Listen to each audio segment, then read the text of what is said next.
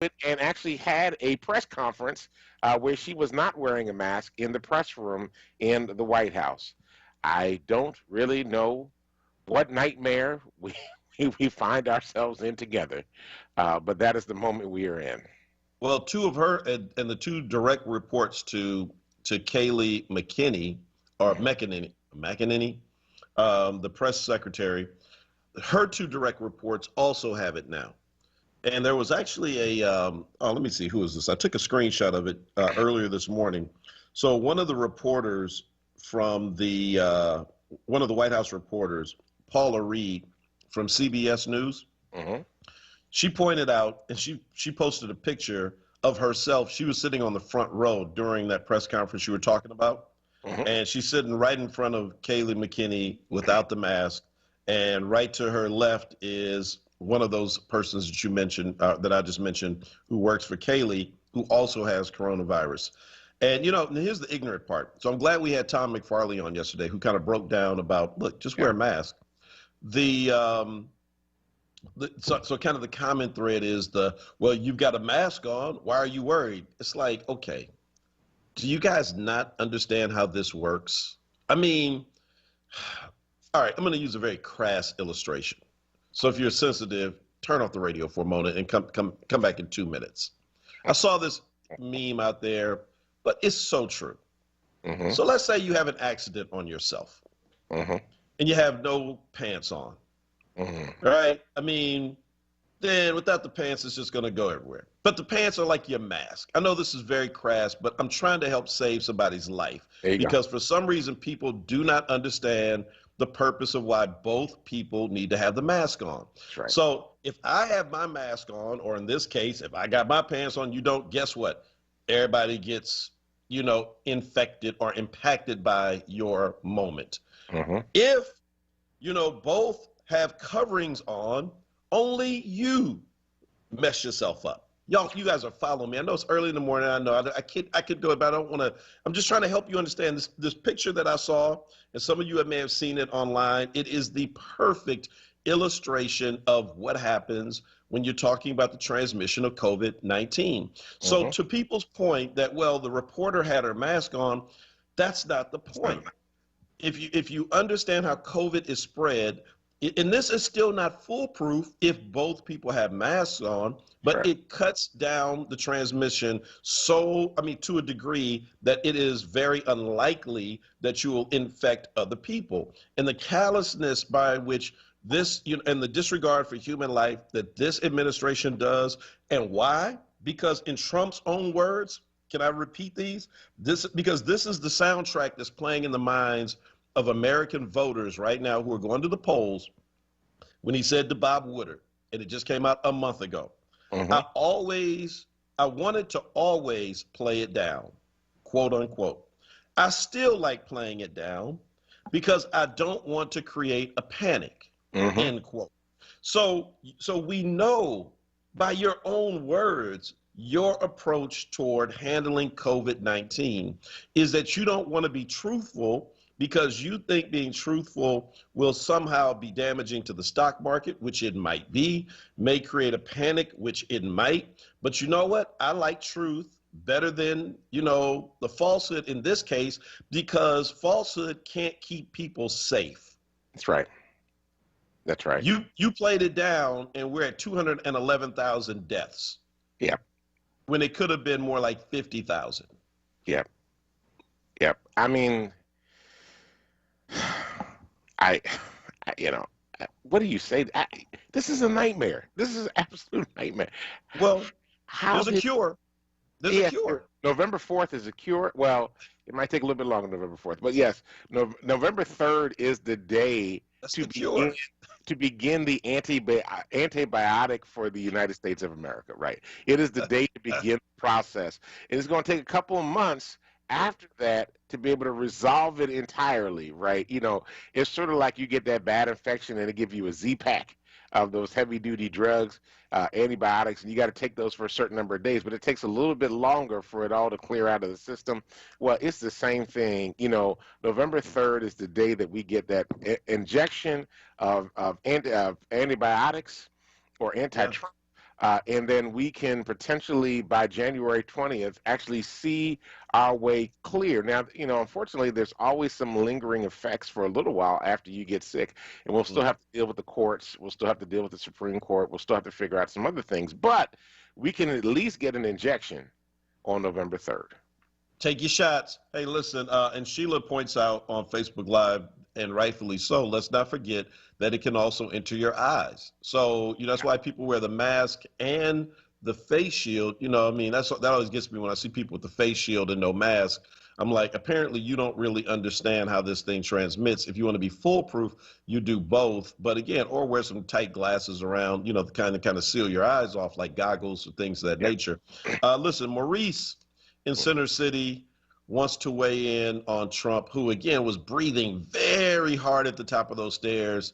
He couldn't hide that part, man. That tanning stuff couldn't cover up the fact that he was like, oh, this was probably not a good idea. Maurice, what's up? Yeah, from Southwest. Let's get that right. Oh, my bad, brother. My bad. That's okay. Southwest. That's okay. We can make a mistake. That's okay. But listen, what we need to be doing right now is not just hollering out to our people. We need to Democrat or Republican. This man is a fool. This man is endangering your life and everybody else's. Just imagine if he would have, when this first started, he would have told everybody, wear a mask, glove up, put your face shield and garters on. How many lives would have been saved if he would have just said those simple words? We got to let them know when you're sitting there, like Biden said, and that empty seat at the kitchen table or the dining room table from COVID, that's his fault. Let's blame him all the way. Let's stop this being nice and not being directly. This man is killing America. Let's put the word out there and stop being so nice. Because Democrats always come to the fight with a butter knife. And I'm so tired of it, of everybody trying to be, let's act civil. Republicans never act civil. That's why they're getting ready to get another Supreme person in the Supreme Court, because we're always being nice. We don't. Well, did you just say that we come to the fight with a butter knife? No, he said Democrats come with a butter knife. A butter knife, okay. Let me get to part two, which is just as important as this election. When they're out there killing people in front of Home Depot in broad daylight in South Philly on Delaware Avenue, we got to get ourselves together. This thing is so real, and they're acting like, because when these killers are acting like it's a weather report. Nobody gets inside it. Nobody sees no urgency in it. I watched all the news shows last night with these murders, and they act like, okay, the weather report. No, there are people dying. Now, the first time a white person gets shot out there like that, the city will be on lockdown. Now, let's do what we really know, what's really going on. No white woman's been killed. No white child has been killed. I haven't even heard of no white man getting shot down like that. If that was to happen, the city, we couldn't go nowhere. 10 o'clock, you better be in the house. And you better say where you're going. All right, Maurice, hey, man, appreciate that phone call. And we do want to get around to get to that. We have a short runway on this show. But so thank you. Let's take up Maurice's second piece about the gun violence in Philly. If people missed it, yesterday, really tragic story. Young guy at the Lowe's right there on Columbus Boulevard, 21 years old, actually works for Lowe's.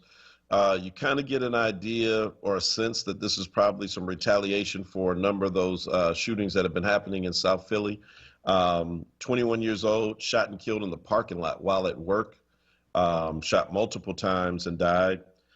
Last night, I guess kind of in Maurice's section of the city in the Southwest in King Sessing, another 20-something-year-old young man shot and killed in a Chinese restaurant. And at this point right now in Philadelphia, the murder rate is as high as it was in 1991.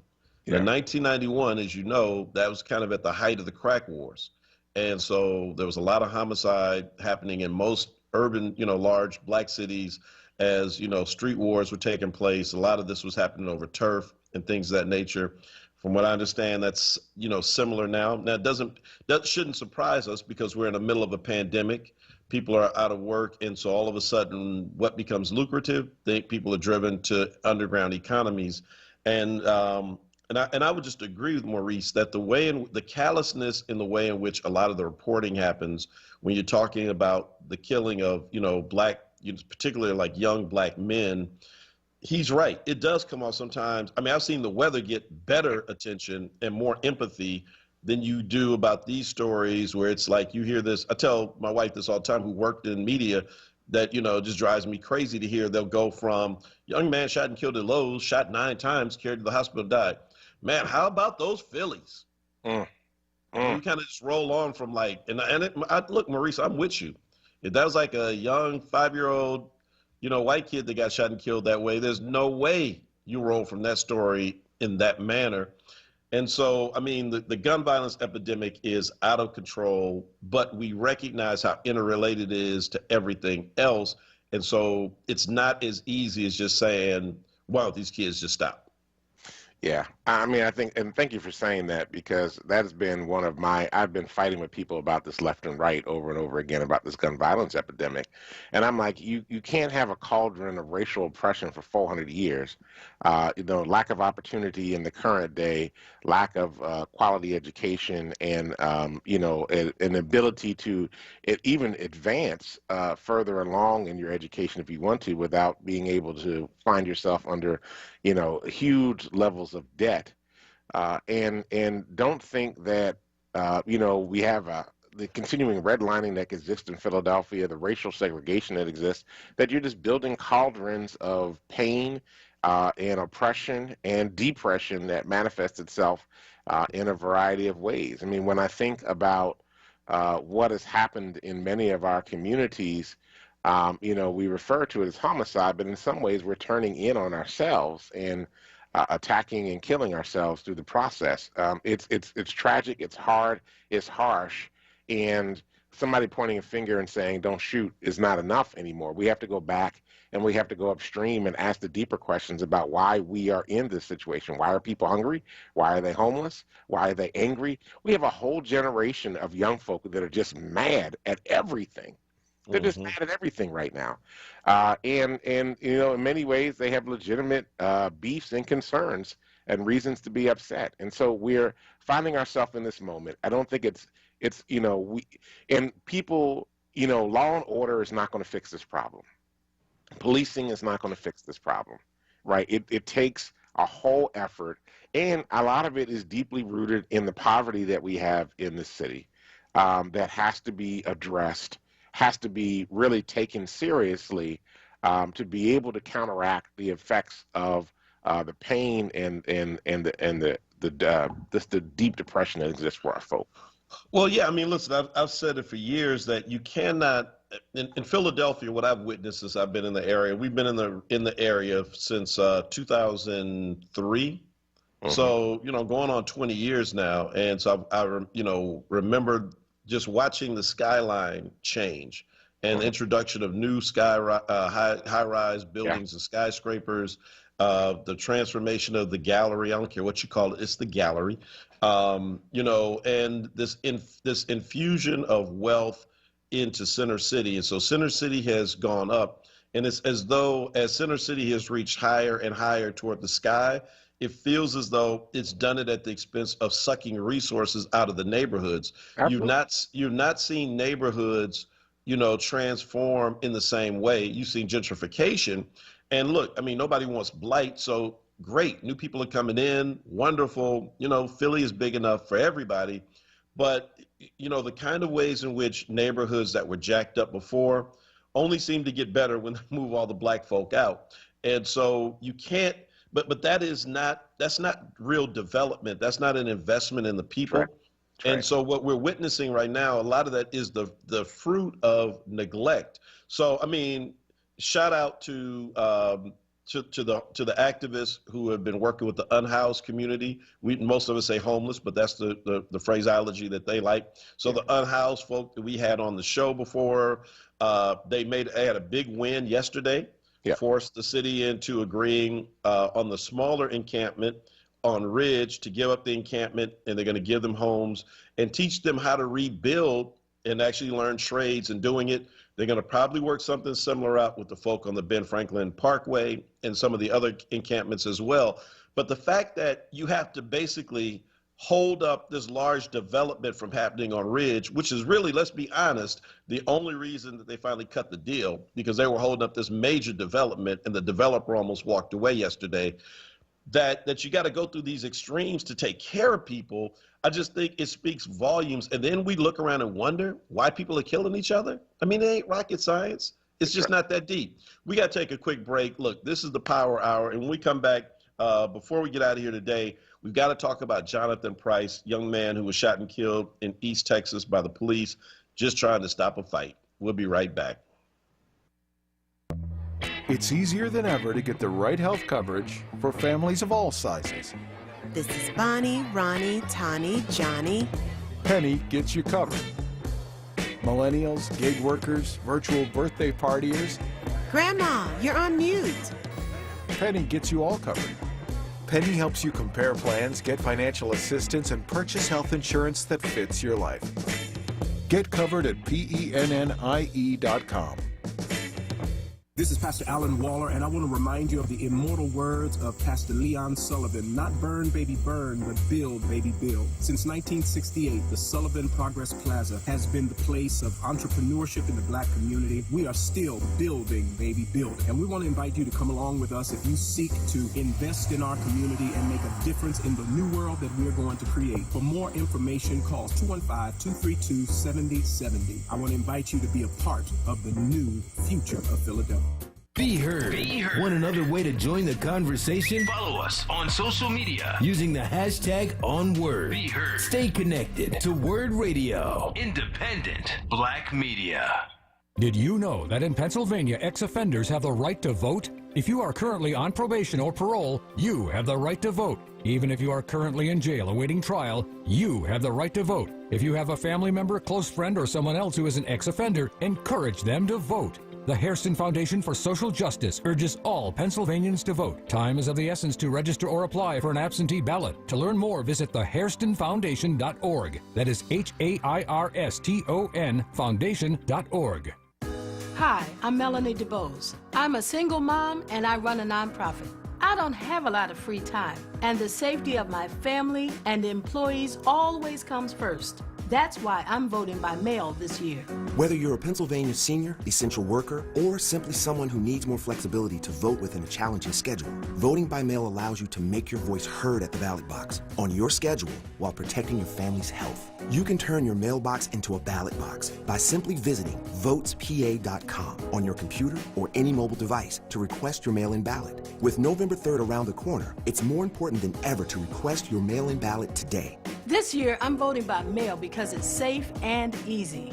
Voting on my time while keeping my family and employees safe. We're all in this together, and voting by mail gives you the power to make your voice heard. So sign up at votespa.com or return your mail-in ballot application to your county election office today. Paid for by Power Interfaith. Livelihood, the new initiative from WURD Radio, connecting Philadelphians to jobs, entrepreneurship opportunities, small business resources, and financial literacy. Visit WURDworks.com right now and take the next step in your professional journey. Work, work, work, work, work, work. To me, I be work. Livelihood is supported by the Nightland Fest's Local News Transformation Fund, Borealis Philanthropies Racial Equity and Journalism Fund, and the Solutions Journalism Network. Now, a traffic update on WURD Radio. Good morning. Volume building here in Philadelphia, southbound 95 from Cottman down through Bridge, getting heavy through that work zone. Again, Betsy Ross through Girard, northbound, running with no major problems or delays. Still a pretty good ride on the Vine Expressway through Center City. Schuylkill Expressway westbound, getting heavy University through 30th through that work zone. Further west, no other issues. Eastbound side, also a pretty good ride. PA Turnpike and the Blue Route 476, still no major problems there. 55 northbound now getting jammed from Deptford into 42. Spending a lot of time at home, starting at your floors lately. For some of us, it's probably time to update the floors. Luckily, Lowe's has a new flooring showroom with a bunch of great options to choose from. They even help with professional installation. See Lowe's.com to learn more. For more traffic information, log on to SIGAlert.com. Jim Bachman with your Philadelphia area traffic. You're listening to WURD Radio, 96.1 FM and 900 AM WURD, independent Black Media. Welcome back to the Power Hour with Mark Kelly Tyler and Dwayne David Royster. We have switched our conversation. We're talking about violence in Philadelphia, in particular gun violence and how it's impacting us.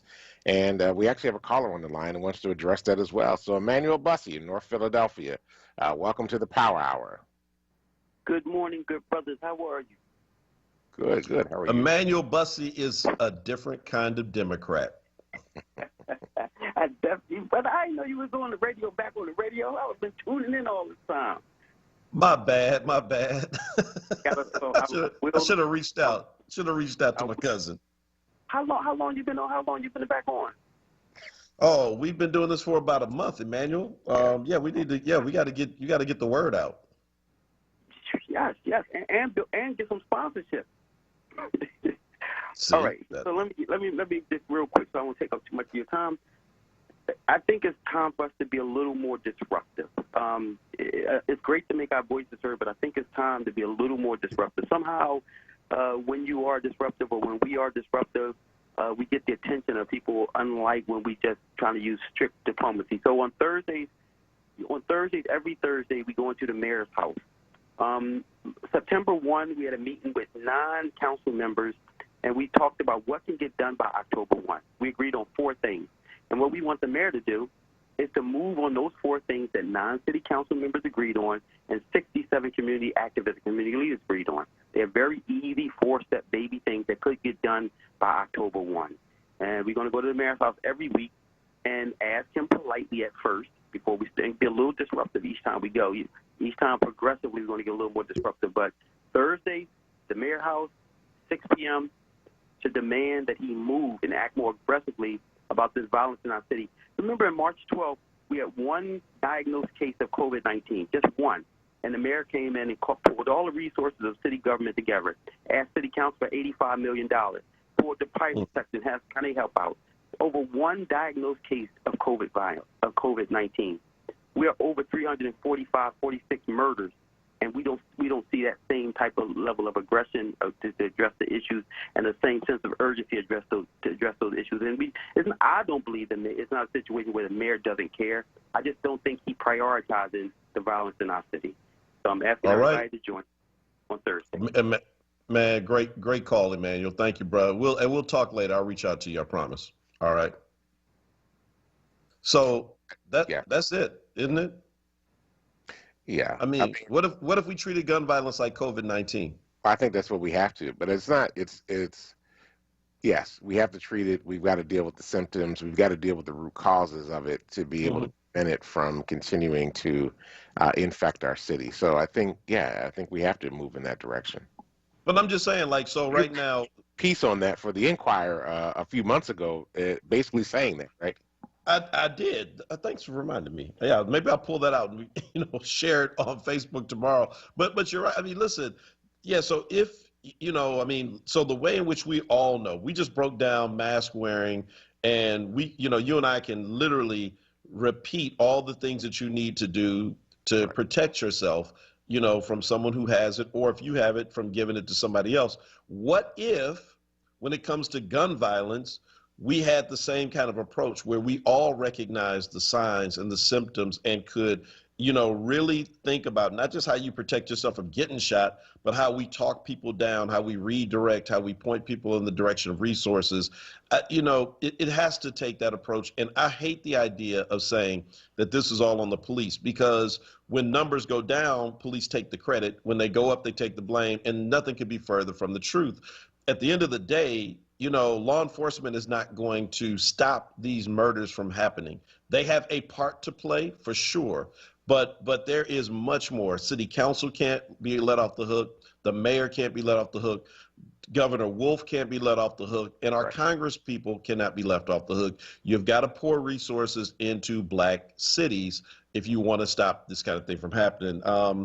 Roshana wants to talk about the development on Ridge. What's up, Roshana? Welcome to the program. Good morning. Thank you. I live in the area, and I think Mark Palmer was talking about the same development. He's talking about the apartments cost like $2,000 or something. Is that the same one where they're building the Aldi? Is that the one? I'm not sure if that's the one with the Aldis, but it is a There's a no, I don't think it was Aldi's, but there's like supposed to be like a grocery store in it, a bank, about 80 to 90 housing units. It's a pretty big development right there. And again, I think the key in the story is that the developer, I think, was literally about to walk away yesterday if a deal was not reached. And as of last night, the last person in the encampment packed up and left. Okay, what does that mean for that building? Are they continuing with it? Didn't COVID-19 stop the development, or was something else did it? I'm sorry for laughing out loud. Thank you for the call, Roshana. Yes, no, because we're almost at the end of the show. But no, COVID has not stopped any building. Hey, man, real estate prices are going through the roof right now. Buildings, that's the one thing in this economy that has not suffered. It has actually prospered. So heck, no, it's not stopping the building. That's why they want to get them out of there. They want to get shovels in the ground, right, Royster? That's right. They want to get those folk back to work. And it's actually interesting. During the COVID crisis, there was supposed to be a lot of shutdown of construction, and everybody was applying for waivers so they could keep their people working during the COVID crisis. And if you notice, now, if you go throughout the city, there's construction going on everywhere because folk got permission to do that work during COVID and they didn't finish. And so now you got whole neighborhoods that are tied up with construction happening either in properties or on the street or all kinds of things. I got stuck going in circles the other day trying to avoid traffic downtown because all the streets were being worked on at the exact same time. Oh, man. Listen. Oh my God. Yeah. Let's not even talk about that, right? I mean, the way in which this stuff is not planned, but it's not playing well. Yeah. We should do for like these good callers, like we're getting today. What's that? We should give every good caller a President Donald J. Trump defeats COVID coin. And all we need is a sponsor because these things are not cheap. They cost $100. You're on these coins. I don't know why you're so happy with these coins. Roshana, would you like us to send you a coin that says Donald Trump beat COVID? Do you remember when Trump was running for office and the first time, and what was it, the Trump wine or Trump water or Trump steaks or something? He was Trump everything. He was talking at one of his campaign rallies. He was hawking Trump everything. And I have to think that this can't be the sale of the coins cannot be going to the United States government. It's got to be going to him somehow or another, right? There's a way that he's trying to make a buck off of these coins. I mean, who thought of this? Who thought of this? He did. I said on my post yesterday, I think it's the quote unquote great drugs working. He said he got great drugs at Walter Reed, and I think the great drugs are really working. And yeah, man, listen, I don't even want to, we probably shouldn't bring up this Jonathan Price story until tomorrow. We really have some time to break it down. Real sad story about a young man who was trying to break up a fight and was shot and killed by the police. So and perhaps we can get somebody from Texas as well, but you all got Lee Merritt working overtime on a lot of these cases. But the debate is tomorrow night as well.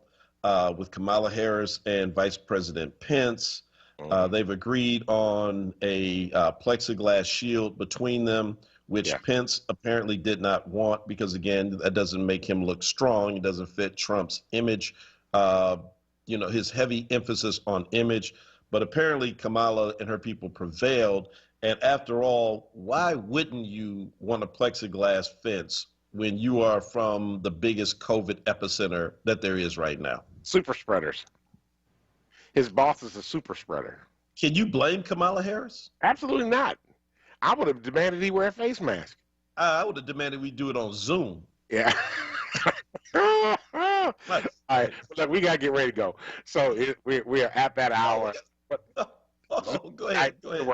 They could have worked it out. Anyway, well, look, we want to thank everybody for calling in today. All of our folk that were listening in, we apologize for the WURD TV going down, but we're thankful for everybody that was checking in with us today. And we've done this the last couple of days. We get so busy and engrossed in the conversation, we didn't recognize everybody that's on Facebook checking us out, but we appreciate you. We'll be back tomorrow morning at 6 a.m. bright and early to bring you the best in politics and the news and, of course, our opinions. You have been listening. Go ahead.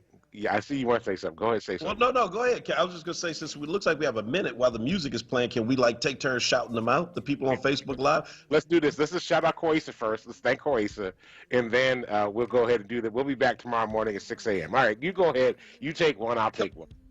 Raphael Suleiman. All right, Wanda Davis. Rashad Bey. Roberta Alford. Robert Garland, thank you for listening. All right, Lila Starr. Gail, thank you for listening. All right, and some of the others that can't see right now. Sheila, yeah, man. People love this song, by the way. This is the song you picked out. You picked the song out. People love this song. It carries them the rest of the day. All right, thank you. Beautiful. Take care. We'll see y'all tomorrow. Peace. All right.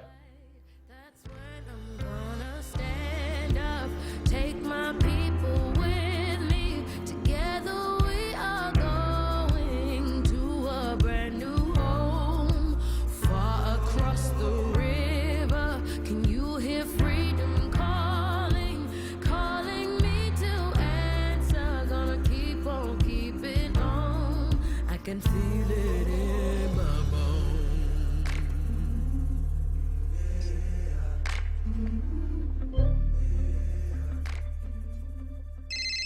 Hey, Mama, you calling me?